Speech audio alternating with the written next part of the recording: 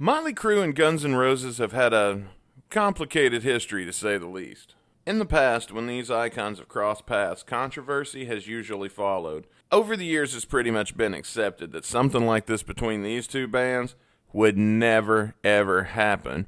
But recently, it's looking like it's not as far-fetched an idea as we once thought.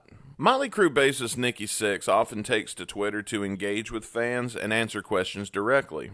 These interactions, while fun for Motley Crue fans, rarely catch the interest of someone outside of the initial conversation. However, Nikki's response to a question submitted by user Ron Unger5150 has been turning some heads in a good way. Sixx replied, "I think us and guns would destroy the world." And I've been seeing all over the internet where fans of both GNR and Motley Crue have let their imaginations run wild with this scenario. They're imagining the explosive energy, the timeless anthems, and the sheer spectacle that this kind of a tour could bring to one stage. But could this electrifying collaboration actually become a reality? Guns N' Roses has been on a triumphant touring spree since their iconic reunion in 2016, but they have yet to embark on a co-headlining tour. With acts like Alice in Chains, Lenny Kravitz, and The Cult gracing the stages, the question arises, could Motley Crue and Guns N' Roses write a new chapter in rock history? Could Vince and Axl even get along long enough to make this actually happen?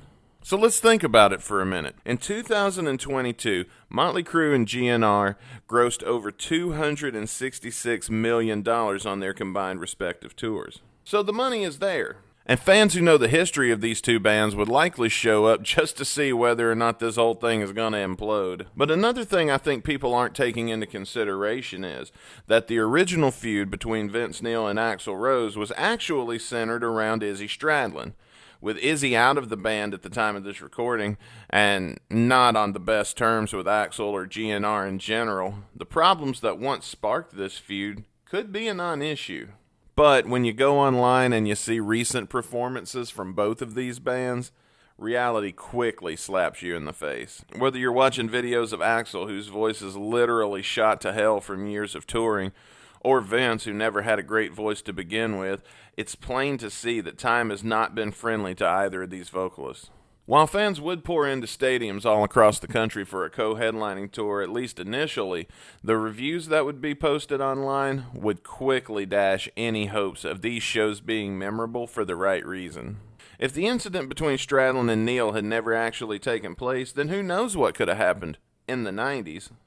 Crue and GNR could have had one of those tours that people still talk about today, like they do the GNR and Metallica tour. But to think that in 2023, a co-headlining tour with 3/4 of Motley Crue and 3/5 of GNR would be the be-all, end-all of rock and roll tours is just ego running wild. With Axl's voice barely hanging on and Vince stammering unintelligibly over pre-recorded Motley Crue karaoke tracks, I think that Sixx is actually correct. A co-headlining tour between Motley Crue and GNR might actually destroy the world. But what do you think? If Motley Crue and GNR could coexist long enough for this tour to actually happen, would you be interested in buying a ticket? Let me know in the comment section below. Thank you for liking and sharing this video. Don't forget to subscribe and ring that bell icon so you can stay up to date with all the latest Guns N' Roses news. For Guns N' Radio, I'm Dustin Bonez, and I'll see you next time.